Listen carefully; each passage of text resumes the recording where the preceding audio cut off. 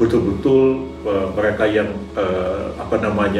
melakukan satu kejahatan, ya katakanlah memprovokasi, merusak, penjara dan atau tidak, ya saya berkeyakinan kalau mereka itu mahasiswa, mereka itu buruh yang betul-betul menyalurkan aspirasinya, sebetulnya mereka tidak ditahan dan mereka juga tidak ditangkapi, tapi ya kita menghormati aspirasi yang berkembang antara mereka. Harus mengambil langkah hukum yang tegas terhadap mereka yang menyalahgunakan kesempatan ini untuk melakukan kegiatan-kegiatan penjarahan, pembakaran, perusakan dan lain-lain. Menteri Koordinator Bidang Hukum, HAM, Imigrasi dan Pemasyarakatan, Profesor Yusril Iza Mahendra.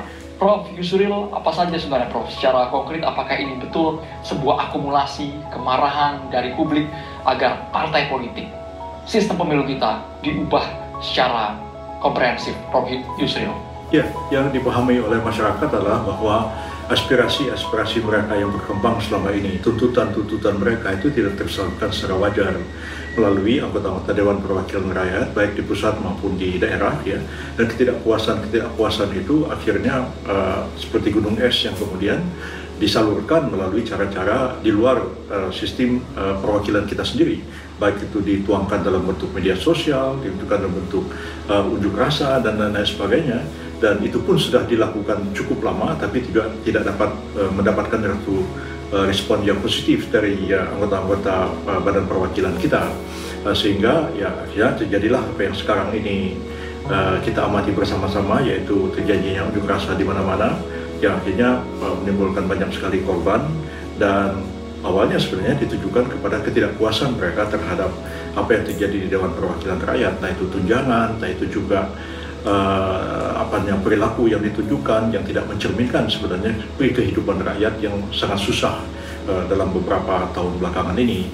Nah, kalau di kalangan pemerintah sendiri, Pak Prabowo Subianto awal pembentukan kabinet itu sudah mengumumkan asta cita, ya. Dan salah satu asta cita itu adalah reformasi birokrasi, reformasi politik, dan reformasi hukum.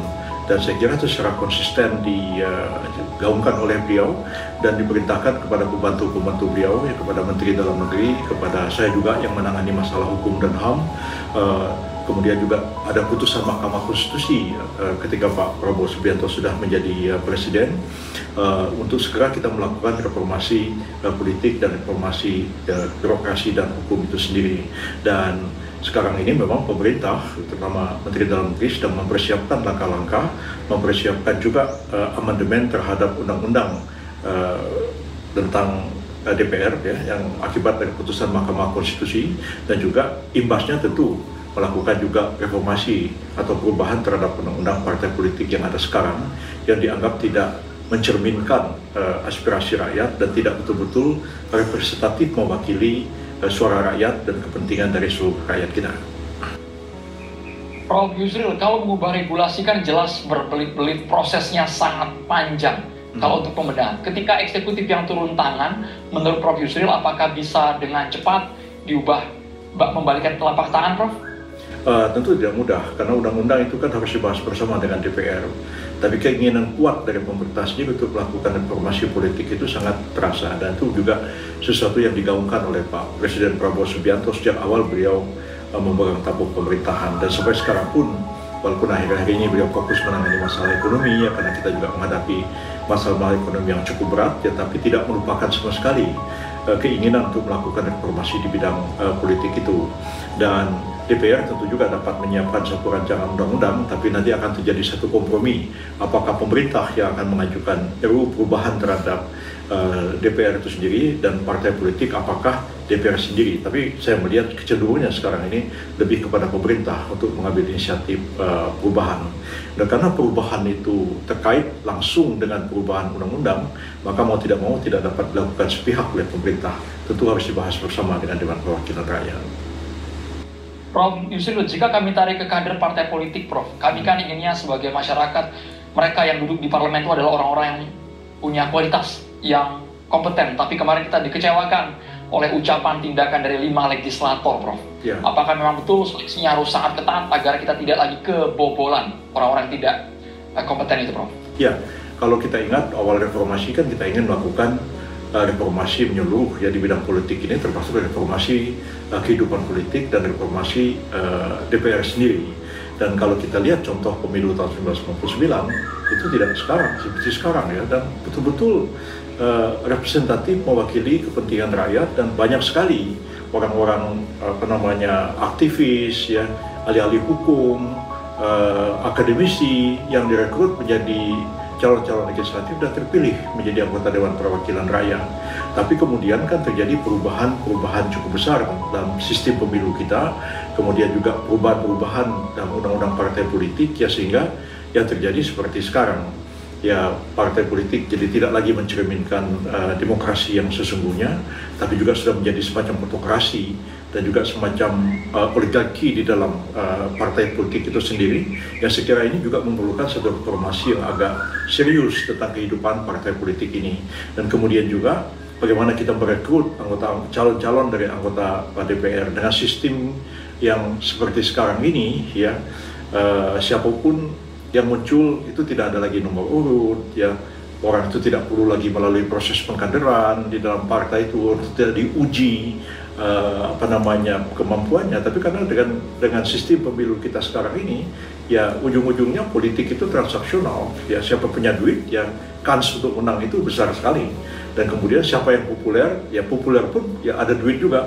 Atau kadang-kadang yang modal popularitas itu kemudian direkrut, kemudian dibiayai oleh partai, jadilah sebagai anggota Dewan Perwakilan Rakyat, dan kemudian menimbulkan banyak masalah karena mereka tidak paham sebenarnya apa yang harus diperjuangkan yang menjadi aspirasi rakyat itu sendiri. Jadi kalau kita melihat sebagai satu contoh ya, kemarin insiden yang menimpa beberapa anggota DPR kita, walaupun kita sangat prihatin dengan hal ini mengapa sampai bisa terjadi, tapi ya itu terjadi pada kalangan selebriti yang selama ini dianggap tidak mampu mengartikulasikan apa yang menjadi aspirasi rakyat dan tidak memberikan satu respon yang positif terhadap perkembangan yang terjadi di masyarakat ya, sehingga timbul kekecewaan ya, masalah joget dipersoalkan, masalah tunjangan DPR, masalah tunjangan perumahan dipersoalkan oleh rakyat, tapi tidak diberikan satu respon yang positif, sehingga terjadilah arus demonstrasi besar-besaran. Kalau saya sebenarnya paham betul mengapa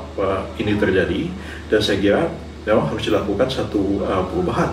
Mengapa saya katakan perubahan terhadap undang-undang DPR dan undang-undang partai politik harus dilakukan? Karena dalam sistem kita sekarang ini berdasarkan hasil amandemen UUD 45 ya, tidak ada yang bisa ikut pemilu itu, pemilu DPR ya, itu kecuali partai politik ya, nggak bisa ada calon perseorangan. Itu sudah dikunci oleh pasal 22E Undang-Undang 45 sekarang ini, sehingga reformasinya bukan lagi pada konstitusi, tapi reformasinya pada tingkat undang-undang yang mengatur sistem pemilu, pelaksanaan pemilu, dan kemudian undang-undang yang mengatur tentang DPR itu sendiri. Tapi menurut Prof. Yusril sendiri, apakah kemarin kejadian di akhir Agustus menjadi momentum agar wajah legislatif kita tidak ada lagi yang berulah secara personal dan akhirnya merambat ke institusi itu sendiri, Prof? Ya, saya kira ini merupakan satu momentum yang kita ambil hikmahnya dari peristiwa ini, walaupun kita tentu sangat prihatin, sangat sedih dengan terjadinya korban, ya, ada yang meninggal, ada yang luka-luka, ada yang meninggal juga karena ingin menyelamatkan diri, seperti kejadian di Makassar dan lain-lain. Dan sejumlah aktivis mahasiswa ditahan sekarang ini di banyak lembaga kepolisian. Ya, tentu kita sangat sedih dan prihatin dengan hal ini. Makanya saya mengatakan ya, dilakukanlah pembelaan yang benar terhadap mereka, dan kita juga tentu di internal pemerintah juga melakukan satu otokritik terhadap diri kita sendiri. Apakah mereka yang ditahan ini betul-betul mereka yang melakukan satu kejahatan, ya, katakanlah memprovokasi, merusak, menjarah, dan atau tidak, ya. Saya berkeyakinan kalau mereka itu mahasiswa, mereka itu buruh yang betul-betul menyalurkan aspirasinya, sebenarnya mereka tidak ditahan dan mereka juga tidak ditangkapi, tapi ya kita menghormati aspirasi yang berkembang antara mereka. Dan saya kira di kalangan pemerintah pun ada keinginan seperti itu. Dan saya sendiri terutama juga yang ya, sebelum saya balik lagi ke pemerintah, kan saya sebagai seorang advokat yang selalu melakukan advokasi terhadap kasus-kasus seperti ini, tentu merasa sangat prihatin dan berharap juga ya dalam waktu dekat ini dilakukan satu seleksi sehingga mereka yang betul-betul ada alat bukti yang cukup kuat ya untuk diteruskan ke pengadilan. Kalau yang tidak ya sudah dilepaskan saja, dikembalikan ke orang tuanya, dikembalikan ke rumahnya masing-masing. Dan saya kira saya sangat bersimpati terhadap mereka yang melakukan unjuk rasa ini, tapi tentu harus mengambil langkah hukum yang tegas terhadap mereka yang menyalahgunakan kesempatan ini untuk melakukan kegiatan-kegiatan penjarahan, pembakaran, perusakan dan lain-lain. Jadi momentum kasus yang terjadi pada akhir bulan Agustus ini kita ambil hikmahnya untuk melakukan reformasi kepada Dewan Perwakilan Rakyat itu sendiri dan juga melakukan reformasi terhadap undang-undang partai politik dan kemudian sistem pemilu kita sendiri. Kami yakin sekali Prof. Yusril mengetahui persis bagaimana suasana kebatinan rakyat saat ini. Tapi dengan tenggat waktu tuntutan Prof. 1 tahun, apakah itu hal yang mustahil untuk mewujudkan reformasi politik, Prof. Yusril? Maksudnya tuntutan 1 tahun bagaimana? Tuntutan apa maksudnya nih? Tuntutan reformasi politik, kemudian partai politik semua ditindaklanjuti, baik itu eksekutif maupun legislatif. Betul. Ya memang ada yang segera dapat dilakukan, ada yang memang perlu waktu, ya ada mungkin perlu waktu setahun atau waktu beberapa tahun. Tapi yang tidak-tidaknya apa yang sudah disuarakan itu bagi pemerintah ini kan masih lebih kurang 4,5 tahun lagi dari sekarang ini, dan tentu waktunya tidak terlalu panjang. Seperti untuk melakukan reformasi bidang politik memang harus segera dilakukan, mempersiapkan undang-undang perubahan partai politik, undang-undang tentang sistem pemilu, undang-undang tentang DPR itu sendiri, itu memang harus segera dilakukan sehingga pemilu yang akan datang kita harapkan itu betul-betul pemilu yang ideal. Yang kita harapkan ya kalau tidak seperti pemilu 55 ya paling tidak seperti pemilu tahun 99 yang kita rasakan betul-betul mampu untuk mengartikulasikan demokrasi dalam kehidupan masyarakat kita ini ya, terhadap hal-hal yang memang segera harus dilakukan seperti tuntutan untuk reformasi pada institusi kepolisian. Itu kita tentu melakukan evaluasi, kita juga melakukan satu otokritik ya terhadap aparat kepolisian kita sendiri. Kalau yang salah memang harus kita perbaiki, kalau yang melakukan satu tindak pidana juga kelalaian mengakibatkan orang lain mati ya kita tindak juga. Dan saya kira tekad seperti itu kita lakukan secara fair dan adil.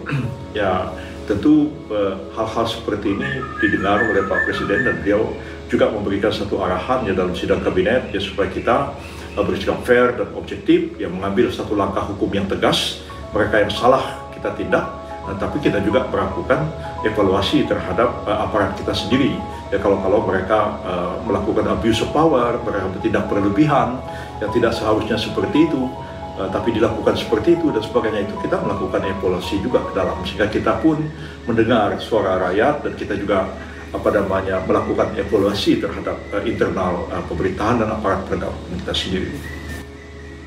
Baik, ini ada yang sedang ramai berbicara soal sistem pemilu. Prof. Yusril mengatakan sekarang ini bikin orang, saat ini sistem pemilu kita membuat orang yang berbakat itu bisa kalah sama yang populer, sama artis. Ya. Ini maksudnya gimana? Ya karena memang sekarang ini kan tidak ada nomor urut, ya orang nomor 10, nomor 20, nomor 1, yang penting suara terbanyak. Dan jadi sehingga timbul persaingan antara para calon itu sendiri. Bukan persaingan antar partai, tapi dalam satu partai yang sama. Misalnya calon satu daerah itu hanya ada 3 orang wakil. Katakanlah misalnya provinsi A, itu wakilnya di DPR cuma 3 orang. Partai itu sendiri sudah mencalonkan 6 orang. Partai lain 6 orang juga. 10 partai 60 orang. Di dalam internal partai itu sendiri juga terjadi kompetisi antara sesama mereka. Dan kita tahu ya, selama pemilu kita ini sesudah pemilu 99 itu mengarah ke transaksional, kemudian orang proses politik itu tergantung berapa bayar berapa, uangnya berapa dan sebagainya. Itu orang yang berbakat ya umumnya nggak punya duit, aktivis misalnya punya duit dari mana, dosen punya duit dari mana. Nah tapi kalau mereka itu orang kaya ya mereka pengusaha, mereka kontraktor di daerah ya, kemudian mereka itu selebriti populer. Yang selebriti ada yang punya duit, ada yang enggak, ya. Ada aja artis-artis yang nggak punya duit begitu, oleh partai dibiayain, ya. Karena jadi kerjasama, partai perlu dapat wakil di DPR, artis itu juga kepengen jadi anggota DPR, ya kerjasama lah 2 orang ini. Ya, lalu kemudian menghasilkan DPR yang kita rasakan seperti sekarang. Itu bukan cuma DPR, kepala daerah kita juga di daerah-daerah yang mampu, yang berbakat, yang pintar, yang menyerap aspirasi rakyat, kalah sama orang yang punya duit. Nah, ini yang Pak Prabowo berkali-kali mengatakan jangan sampai politik kita itu hanya membuka kesempatan bagi orang yang punya duit aja. Nah, bahaya negara kita ke depan ini kalau kita seperti ini para pemimpin kita. Sepakat Prof. Dengan poin itu artinya tuntutan dari rakyat ini tidak akan mungkin diabaikan oleh pemerintah ya Prof ya? Saya berkeyakinan seperti itu. Dan kita dapat lihat juga kan apa statement Presiden, apa ucapan-ucapan Presiden, apa ucapan dan tanggapan dari para menteri kabinet menanggapi perkembangan yang terjadi akhir-akhir ini. Dan saya kira tidak seorang pun yang berani mengatakan, oh saya tidak merespon, abaikan aja. Nggak mungkin ya. Kita ini semua pemerintah memegang amanat dari seluruh rakyat, dan tentu kita juga merasakan apa yang dirasakan oleh rakyat, dan kita tentu berkewajiban untuk segera menyerap aspirasi itu dan segera mewujudkannya. Kalau kita gagal merespon apa yang jadi keinginan rakyat itu, ya kejadian-kejadian seperti akhir Agustus kemarin itu bisa terulang lagi di waktu-waktu yang akan datang. Dan kita tahu makin besar demonstrasi itu, makin besar unjuk rasa, makin membuka peluang pula bagi pihak-pihak lain yang sebenarnya tidak murni memperjuangkan keinginan rakyat, tapi keinginan mereka sendiri untuk mengacaukan keadaan, yang melakukan perusakan sehingga kita setback secara ekonomi, hanya kita tertinggal lagi ya. Ini kan mengingatkan kita pada peristiwa tahun 1998 ya. Pada waktu itu kita tuh hampir-hampir sudah menjadi Asian Tiger ya, menjadi kekuatan ekonomi yang penting di kawasan Asia, tapi kita terhempas ya dengan kasus krisis moneter yang kemudian berdampak ke bidang-bidang yang lain. Saya, Pak Prabowo Subianto, Pak Wiranto, Pak Safri Samsudin itu orang-orang yang tersisa dari 98 itu yang secara langsung ya menangani apa yang terjadi pada waktu itu. Dan saya kira sebagian besar yang ada di pemerintah sekarang, di kabinet sekarang memang generasi baru. Tapi orang seperti Pak Prabowo, Pak Safri, Pak Wiranto, dan lain-lain itu orang yang sama-sama menghadapi tahun 98 itu dan paham keadaan pada waktu itu dan tentu tidak ingin mengulang hal-hal seperti itu. Ya saya mungkin yang paling muda di antara beliau-beliau itu yang masih aktif dalam politik ya. Pak Wiranto ya sudah orang tua ya, sudah sepuh ya. Pak Luhut juga, tapi ya beliau-beliau itu sangat paham apa yang terjadi 98 dan tentu tidak berkeinginan hal-hal yang semacam itu terulang lagi di negara kita sekarang maupun di waktu-waktu yang akan datang.